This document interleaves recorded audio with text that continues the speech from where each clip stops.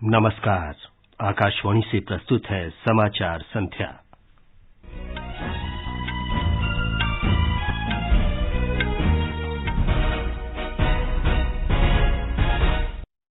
संसद के दोनों सदनों की कार्यवाही आज दिन भर के लिए स्थगित। अगली बैठक बुधवार को होगी।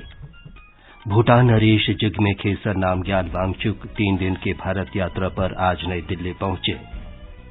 सरकार ने इस वर्ष हज के लिए 1,40,000 हज यात्रियों का चयन किया। देश भर में वर्ष 2030 तक लगभग 17,700 सीएनजी स्टेशन स्थापित किए जाएंगे। पेट्रोलियम के बड़े उत्पादक देशों की तेल उत्पादन में कटौती के बाद कच्चे तेल की कीमतों में वृद्धि। और आईपीएल क्रिकेट में चेन्नई सुपर किंग्स और लखनऊ सुपर जायंट्स के बीच मैच जारी।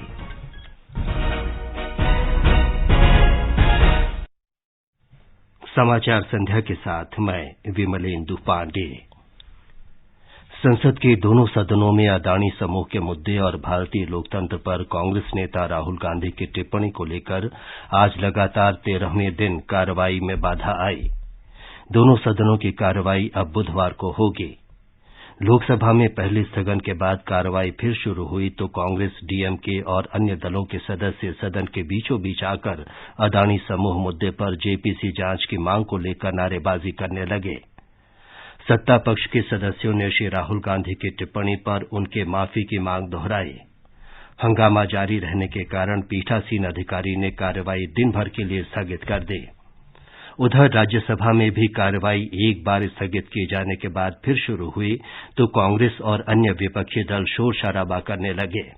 इसके बाद सभापति जगदीप धनखड़ ने कार्रवाई दिन भर के लिए स्थगित कर दी। संसद ने प्रतिस्पर्धा संशोधन विधेयक 2023 पारित कर दिया है। इसे आज राज्यसभा ने बिना चर्चा के पारित किया। लोकसभा ने पिछले सप्ताह इस विधेयक को मंजूरी दी थी। वित्त मंत्री निर्मला सीतारामन ने आज राज्यसभा में ये विधेयक पेश किया और सदन में शोरगुल के बीच इसे ध्वनिमत से पारित कर दिया गया। ये विधेयक सौदे के मूल्य पर आधारित विलय और अधिग्रहण को नियमित करने के लिए प्रतिस्पर्धा कानून 2002 में संशोधन के बारे में है। इसके अंतर्गत 2,000 करोड़ रुपए से अधिक के लेन देन के सौदों के लिए भारतीय प्रतिस्पर्धा आयोग की मंजूरी की आवश्यकता होगी। केंद्र सरकार ने बताया है कि देश में वर्ष 2030 तक लगभग 17,700 सीएनजी स्टेशन स्थापित करने का लक्ष्य रखा गया है। पेट्रोलियम और प्राकृतिक गैस राज्य मंत्री रामेश्वर तेली ने आज राज्यसभा में लिखित उत्तर में बताया कि इस वर्ष 31 जनवरी तक देश में 5,118 सीएनजी स्टेशन स्थापित किए जा चुके हैं। उन्होंने कहा कि सीएनजी स्टेशनों की स्थापना गैस वितरण नेटवर्क के विकास के तहत की जा रही है। भूटान नरेश जिग्मे खेसर नामग्याल वांगचुक भारत की 3 दिन की यात्रा पर आज नई दिल्ली पहुंचे। विदेश मंत्री डॉ सुब्रमण्यम जयशंकर ने हवाई अड्डे पर उनका स्वागत किया। एक ट्वीट में डॉ जयशंकर ने कहा कि इस यात्रा से भारत और भूटान के बीच साझेदारी और बढ़ेगी। भूटान नरेश जिग्मे खेसर नामग्याल वांगचुक राष्ट्रपति द्रौपदी मुर्मू और प्रधानमंत्री नरेंद्र मोदी से भी मिलेंगे। इस यात्रा से दोनों पक्षों को द्विपक्षीय संबंधों के सभी आयामों की समीक्षा का अवसर मिलेगा। इसके साथ ही आर्थिक और विकास संबंधी सहयोग सहित आपसी साझेदारी को आगे बढ़ाने में मदद मिलेगी। प्रधानमंत्री नरेंद्र मोदी ने कहा है कि देश में भ्रष्टाचार के खिलाफ लड़ाई में सरकार की राजनीतिक इच्छाशक्ति की कोई कमी नहीं है। आज नई दिल्ली में केंद्रीय अन्वेषण ब्यूरो के हीरक जयंती समारोह का उद्घाटन करते हुए प्रधानमंत्री ने कहा कि वर्ष 2014 से पहले भ्रष्टाचार ने हमारी अर्थव्यवस्था और बैंकिंग प्रणाली के मूल आधार को नष्ट कर दिया था। आज देश में करप्शन के खिलाफ कार्रवाई करने के लिए राजनीति की इच्छा शक्ति में कोई कमी नहीं है। आपको कहीं पर भी हिचकने, कहीं रुकने की जरूरत नहीं है। सीबीआई की कार्यप्रणाली की प्रशंसा करते हुए प्रधानमंत्री ने कहा कि पिछले 6 दशकों में सीबीआई ने बहुआयामी अन्वेषण एजेंसी के रूप में प्रतिष्ठा प्राप्त की है। इस अवसर पर प्रधानमंत्री ने सीबीआई के 18 अधिकारियों को विशिष्ट सेवा के लिए राष्ट्रपति का पुलिस पदक प्रदान किया। प्रधानमंत्री ने ब्यूरो के 3 अधिकारियों को सर्वोत्कृष्ट अन्वेषण अधिकारी के स्वर्ण पदक से भी सम्मानित किया। ये समाचार हमारी वेबसाइट newsonair.com/हिंदी और हमारे mobile app news on AIR पर भी उपलब्ध हैं। समाचार संध्या में आपका फिर स्वागत है। सरकार ने इस वर्ष डिजिटल चयन प्रक्रिया के माध्यम से 1,40,000 से अधिक हज यात्रियों का चयन किया है। इनमें 10,000 से अधिक 70 वर्ष से अधिक आयु के लोग हैं और 4,000 से अधिक महिलाएं हैं। अल्पसंख्यक कार्य मंत्रालय ने बताया कि हज यात्रियों के लिए चिकित्सा बीमा अनिवार्य होगा। मंत्रालय ने बताया है कि भारतीय स्टेट बैंक कैशलेस सुविधा के बारे में जानकारी देने के लिए टेलीफोन हेल्पलाइन स्थापित करेगा। सऊदी अरब हर साल मक्का जाने के लिए दुनिया भर से लगभग 25 से 30 लाख हज यात्रियों की मेजबानी करता है। वहीं भारत दुनिया में हज यात्रियों का तीसरा सबसे बड़ा दल भेजता है। अल्पसंख्यक मामलों के मंत्रालय ने भारतीय हज यात्रियों के लिए यात्रा को अधिक आरामदायक, सुविधाजनक और किफायती बनाने के लिए कई पहल की है। नई हज नीति के अंतर्गत पहली बार हज पैकेज की लागत में 50,000 रुपए की कमी की गई है। हज के दौरान यात्रियों को कैशलेस सुविधा प्रदान करने के लिए मंत्रालय ने भारतीय स्टेट बैंक के साथ सहयोग किया है। बैंक सभी हज यात्रियों को फॉरेक्स कार्ड प्रदान करेगा, जिससे पैसे की चोरी या खोने की संभावना समाप्त हो जाएगी। यदि यह कार्ड यात्रा के दौरान खो भी जाता है तो हज यात्री बैंक से अपना पैसा प्राप्त कर सकते हैं। दीपेंद्र कुमार, आकाशवाणी समाचार, दिल्ली। ऊर्जा मंत्रालय के सचिव आलोक कुमार ने कहा है कि गुजरात के गांधीनगर में भारत की G20 अध्यक्षता में चल रही दूसरी स्वच्छ ऊर्जा कार्यकारी समूह की बैठक में अक्षय ऊर्जा से जुड़े प्रमुख मुद्दों पर रचनात्मक और सकारात्मक चर्चा हुई। 3 दिवसीय बैठक कल शुरू हुई। संस्कृति मंत्री जी किशन रेड्डी ने शंघाई सहयोग संगठन के सदस्य देशों के संस्कृति मंत्रियों की बैठक की आज मेजबानी की। वर्चुअल बैठक में कजाकिस्तान, चीन, किर्गिस्तान, पाकिस्तान, रूस, ताजिकिस्तान और उज्बेकिस्तान के संस्कृति मंत्रियों ने हिस्सा लिया।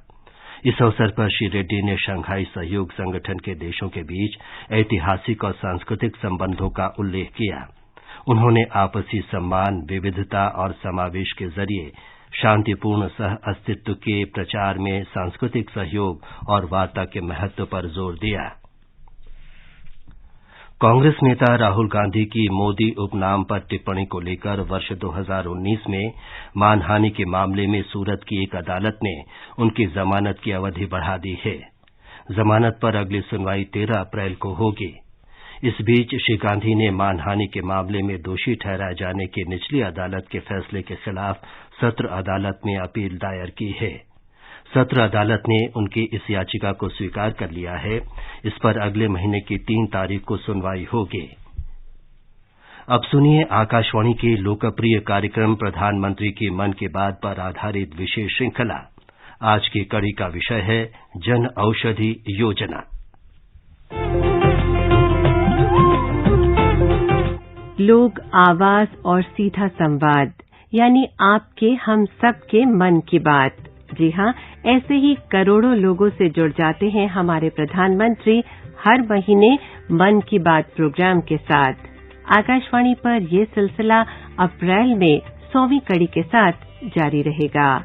इस विशेष मौके पर मन की बात कार्यक्रम से प्रधानमंत्री के चुनिंदा संबोधनों को फिर प्रस्तुत किया जा रहा है।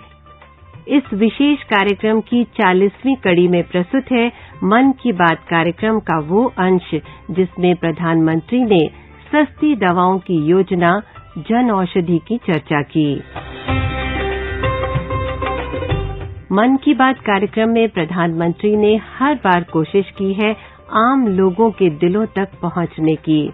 उनका प्रयास ये भी रहा कि मन की बात के जरिए गरीबों को सरकार की उन योजनाओं की जानकारी दी जाए जिसके जरिए उनकी जिंदगी में बदलाव लाया जा सकता है।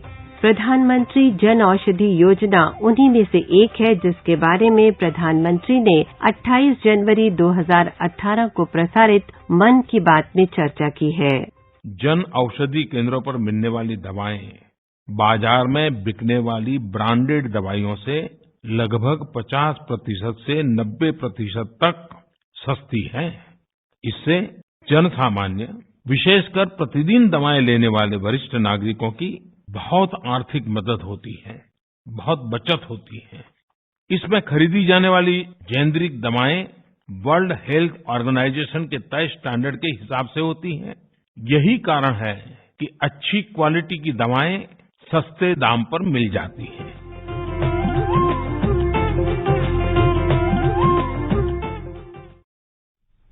मन की बात पर आधारित विशेष श्रृंखला आप सुन सकते हैं प्रतिदिन सुबह 8 बजे समाचार प्रभात और रात 8:45 बजे समाचार संध्या में। ये समाचार आकाशवाणी से प्रसारित किए जा रहे हैं। ताजा समाचार जानने के लिए आप हमारे Twitter handle @AIR News Hindi को फॉलो कर सकते हैं। ये आकाशवाणी है। दुनिया के बड़े तेल उत्पादक देशों के समूह ओपेक प्लस द्वारा उत्पादन में कटौती करने की घोषणा के बाद वैश्विक कच्चे तेल की कीमतें आज तेजी से बढ़ी हैं। समूह ने कहा है कि वे मई से वर्ष के अंत तक प्रतिदिन 10 लाख बैरल से अधिक तेल उत्पादन में कटौती कर रहे हैं। पेट्रोलियम निर्यातक देशों के संगठन ओपेक में सऊदी अरब, इराक और कई खाड़ी देश हैं, जबकि ओपेक प्लस में रूस सहित उसके सहयोगी देश शामिल हैं। आकाशवाणी समाचार से विशेष बातचीत में ऊर्जा विशेषज्ञ नरेंद्र तनेजा ने कहा कि तेल की आपूर्ति में और कटौती करने के समूह के फैसले से उन देशों के लिए वैश्विक चुनौती बढ़ गई है जो पहले से ही उच्च मुद्रास्फीति से जूझ रहे हैं। OPEC countries have decided to cut the production aimed at pushing the prices up, and because they think that the prices have been dipping below the level that they were comfortable with, that's the decision. And of course, when oil prices go up, it's a bad news for economies struggling with recession, and at the same time, large importing countries, which are for countries for whom crude oil is essential, very, very important. So overall, the news is not good for large energy consumers like India and China. और अब आर्थिक जगत की खबरों के साथ हैं Nikhil Kumar. Bombay stock exchange का सेंसेक्स आज 115 अंक चढ़कर 59,106 पर बंद हुआ। नेशनल स्टॉक एक्सचेंज का निफ्टी 38 अंक ऊपर आकर 17,398 अंक के स्तर पर पहुंच गया। अंतर बैंकिंग विदेशी मुद्रा बाजार में $1 की तुलना में रुपया आज 82 रुपए 33 पैसे पर बंद हुआ। मल्टी कमोडिटी एक्सचेंज में अप्रैल के वायदा कारोबार में सोना 59,670 रुपए प्रति 10 ग्राम पर और मई अनुबंध वाली चांदी 72,579 रुपए प्रति किलो पर कारोबार कर रही थी।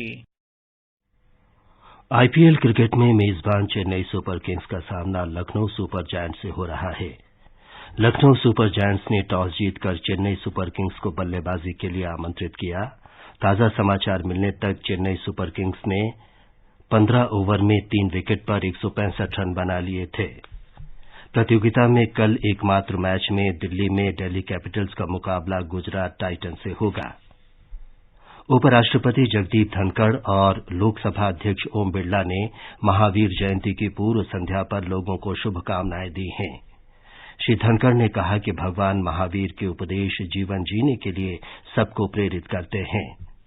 श्री बिरला ने कहा कि भगवान महावीर ने जियो और जीने दो के संदेश के साथ ही क्षमा, करुणा, प्रेम और विनम्रता जैसी सभी शिक्षाएं दी। अंत में मुख्य समाचार एक बार फिर। संसद के दोनों सदनों की कार्यवाही आज दिन भर के लिए स्थगित। अगली बैठक बुधवार को होगी। भूटान नरेश जिग्मे खेसर नामग्याल वांगचुक 3 दिन की भारत यात्रा पर आज नई दिल्ली पहुंचे। सरकार ने इस वर्ष हज के लिए 1,40,000 हज यात्रियों का चयन किया। देश भर में वर्ष 2030 तक लगभग 17,700 सीएनजी स्टेशन स्थापित किए जाएंगे। पेट्रोलियम के बड़े उत्पादक देशों के तेल उत्पादन में कटौती के बाद कच्चे तेल की कीमतों में वृद्धि। और आईपीएल क्रिकेट में चेन्नई सुपर किंग्स और लखनऊ सुपर जायंट्स के बीच मैच जारी। इसके साथ ही समाचार संध्या का ये अंक समाप्त हुआ। नमस्कार।